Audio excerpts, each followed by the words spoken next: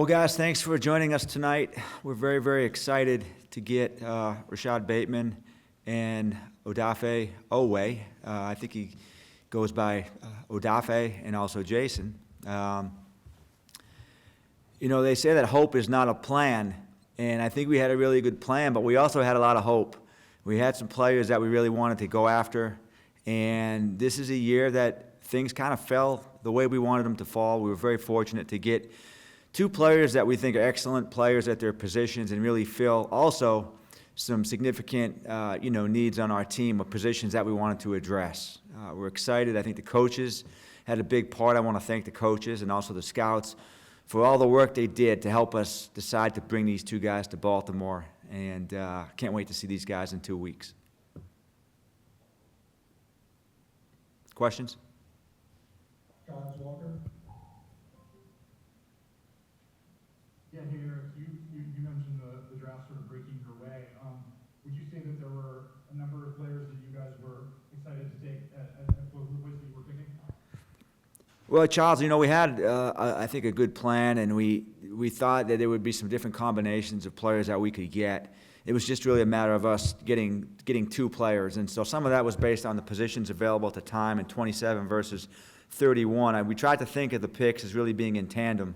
What would be the best combination to ensure that we would get, two players that we were very excited about. It would be easy to get one player, I think, at 27, but then the idea to get really the tandem, get two guys that we coveted, I think that was really the challenge, and I think it worked out pretty well for us.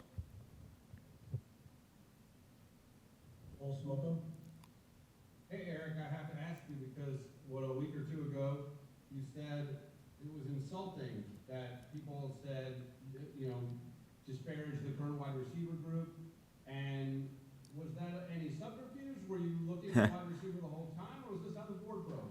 We just take the best players, Bo. We feel really, really strongly about our receivers, and competition is great. We're trying to build the best team. We're not trying to collect talent. We're not, trying to do anything special except add the best players we can who help us win the most games we can.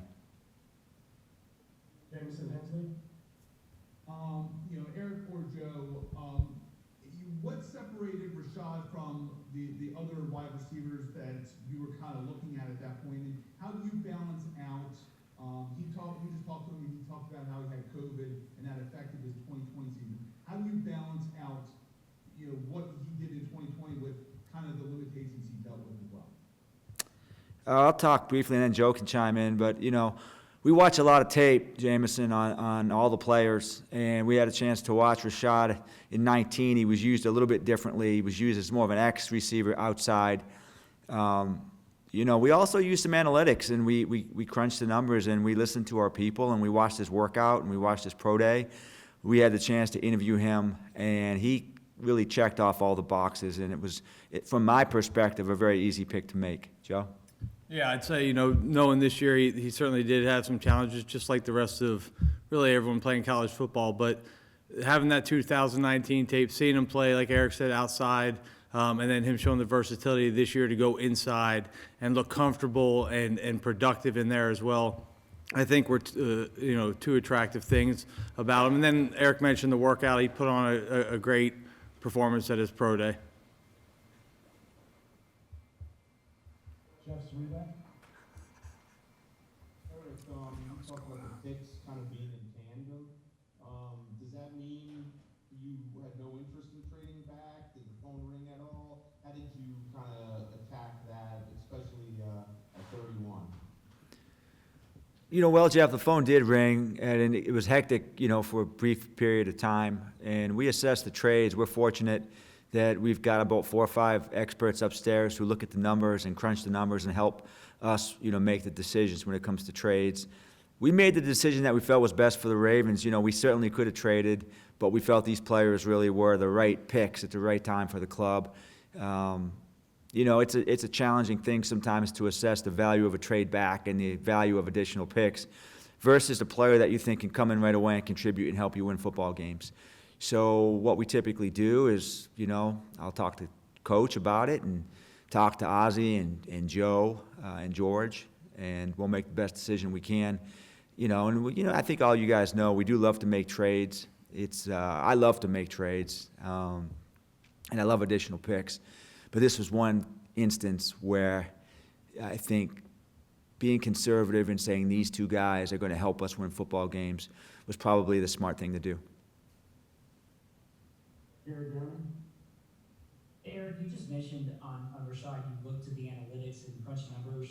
Could you shed any more light into that, and what went into that process on him? Not really. I just think that, it would be just stupid for me to talk about that. But we've got a great group of people that work really hard here on the coaching side and the scouting side, and they're able to provide value for John and myself every single day. And it's helpful, I think, in a lot of ways. It gives you a different lens to look at, and it was helpful in this case.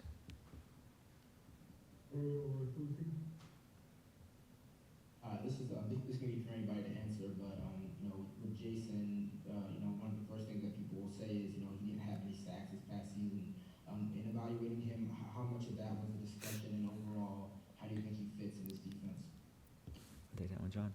Yeah, you look at a stat, and that's something we talked about, but we also watch the tape, and then you look at his athletic ability, and just for that very fact, we feel like he's a great fit in our defense. He's an aggressive player. He runs to the ball very fast. He's in the backfield constantly. He's knocking people back into the backfield. He's beating tackles into the backfield. He runs things down from behind. I think he's a perfect fit for our defense. I know our defensive coaches are excited. I think our players are going to love him. We're really excited to have him. Kind of to what Eric was saying, sometimes you evaluate the opportunity to go back and get more picks, and sometimes the pick that you're looking at is the best thing for your team, and it has the most value, and I think we all felt that way. We're excited about this player. This player is going to make a difference for us. Hey, Eric, I know you're excited about the two guys tonight. Are you comfortable waiting until the third round, or is getting into the second round tomorrow something that's going to be on your mind early?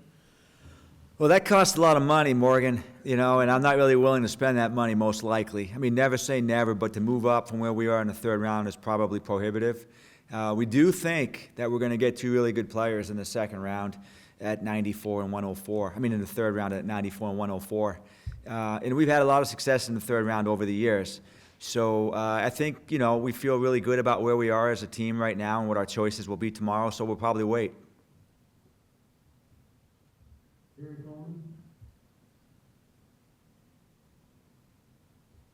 Eric, was the phone ringing when you guys were on the clock at 27 and 31?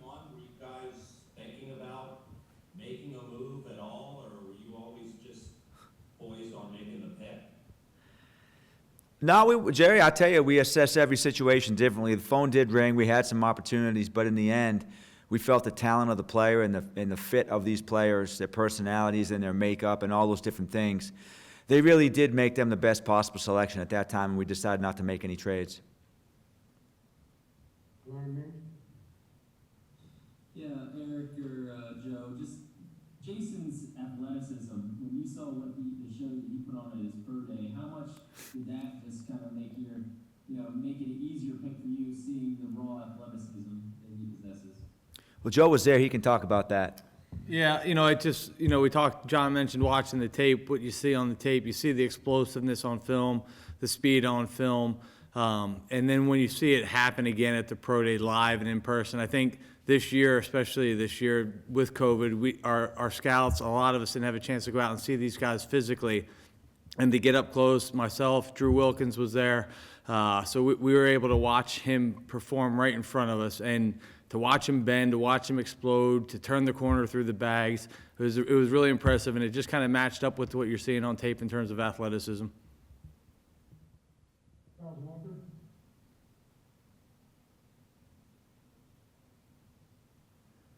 Sorry, for Eric and John, we have not gotten to talk to you guys since you made the Orlando trade.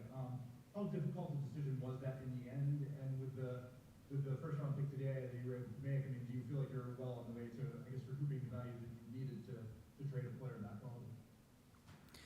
Yeah, that's a hard one, Charles, because I think, Coach and I both, we have really strong feelings about Orlando as a person and as a player. And, I have no doubts he's going to Kansas City and he's going to have a great career and he's going to bring a lot of value to their team. And, we wish him the best. I think every move we make is really predicated on the idea, what is best for the team.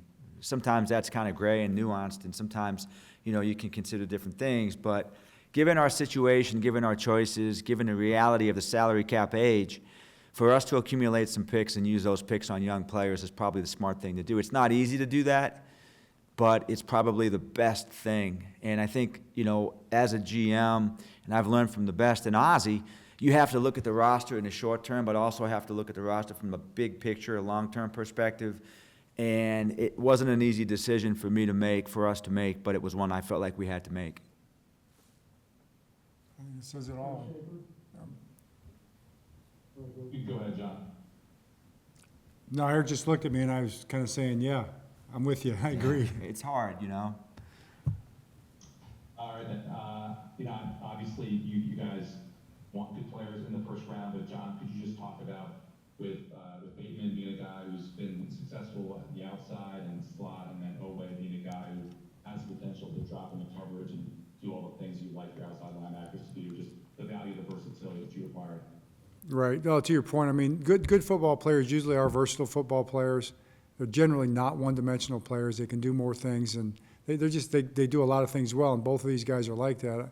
I feel like Rashod is an outside guy, an X-type receiver that can play inside. He proved it this year there. He played well. I know people want to talk about 2020, but it's probably because 2019 was so good. 2020 was really good too, and he played in the slot, so he can do both. He's gonna be a guy I think that Lamar's gonna love in terms of just him getting open out there and a lot of single coverage out there. He's going to take advantage of that, and then he's a tough blocker. He's a guy you can run sweeps with him, different things like that. So then Oweh the same thing. I mean, he's a pass rusher. You talk about the sacks like we said, but he's going to get to the quarterback. Not just that. He's going to run screens down. He's going to chase from the backside. And he's going to set the edge at the point of attack. He's going to be an all-around football player. When our fans watch him run around and watch how fast he plays, I think they're going to be really excited about it.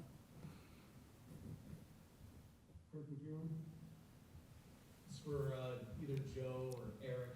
People were wondering why you didn't take Tevin Jenkins. And should we read anything more into that? Like maybe somebody might be coming after a certain date to fill that tackle spot? I don't think anybody should read anything into anything. We took the best players at the time. We're not a team that's going to draft need specifically. We're going to draft best player available. It's been that way 25 years. We're really, really comfortable with the team right now, with the roster. We're comfortable with the offensive line at this point. Doesn't mean we won't draft an offensive lineman or two in the draft, but where we were, we felt like we got the very best players at the time when we picked. Yeah, Eric, you've taken a wide receiver with your top pick as GM in 2 of your 3 years. Can you talk about your commitment and philosophy to adding young playmakers at wide receiver to grow with each other and with Lamar and spend big-time draft capital to do it? It's not like a specific plan. I think we just draft the best players that are available, and I'll just keep saying that. We watch every single player. I think I watched top, 125 players this year that we had ranked, and Coach does the same thing, and Joe does the same thing, and we scrimmage and we talk about these guys, their backgrounds and their personalities, their drivers, their motivations, their skill set, and all those different things. And we literally just rank the players and pick the best ones. It's not like we go into it specifically saying we're going to draft a wide receiver with this pick or a running back with this pick. We're just trying to just get the best players to help our team. And Charles, Eric, not that quarterbacks aren't football players, but the fact that you knew going in that 5 quarterbacks were going to go in this round, did that give you a more comfortable feeling that you would get the value you were looking for from the tandem? I was just glad, Stan, that we went in the market for a quarterback in the first round, picking at 27. I'd have been sweating that, but no, I mean you kind of can read the tea leaves and figure out that those 5 guys are probably going to get picked. So then the challenge for us is to make sure that we have 22 other players that we want to take at 27, and at 31 we're basically trying to get to 26. if my math is right, 26 players plus those 5 to make sure that we can pick at 31. So, I think it's helpful to have players like that. We had a couple other players that we didn't necessarily have ranked in our top, 26 players, 27 players, but we felt like there was a chance they would get picked by other teams. And so you try to add those players. It's never a sure thing, but you look at it and say, this guy's probably getting picked before we pick. And when that happens, it pushes down somebody to you as well. Cameron Richardson?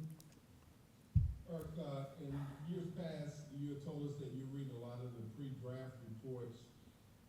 And looking for the last 2 weeks, we've seen quite a bit of them had Rashod and Jason going to you. Were you surprised that they were quite accurate this time? You know what? Sometimes people accuse me of lying. Sometimes people accuse me of telling the truth. I'm not surprised by anything. This time of year, there's a lot of smoke out there. I look at all that stuff. I talk to a lot of people. I try to assess league value. I think that's an important part of getting ready for the draft. But again, what we really do is just, I'll keep saying it, we just rank the players and we pick the best ones. And we were fortunate, I think, that Jason and Rashod were the 2 best guys at the time. We got really good players, and I saw our names, the Ravens, attached to other players as well.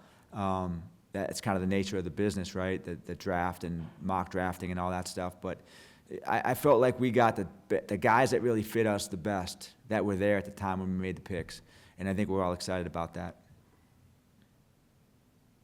Okay, we'll wrap it up here with Jamison Hensley. For any of you guys, during the whole draft process, whether it's watching film or talking to Rashod or Jason, was there anything that stood out during that process that made you kind of like, this is a guy that, we really like? Anything in that, any kind of stories along this that made those guys maybe stand out to you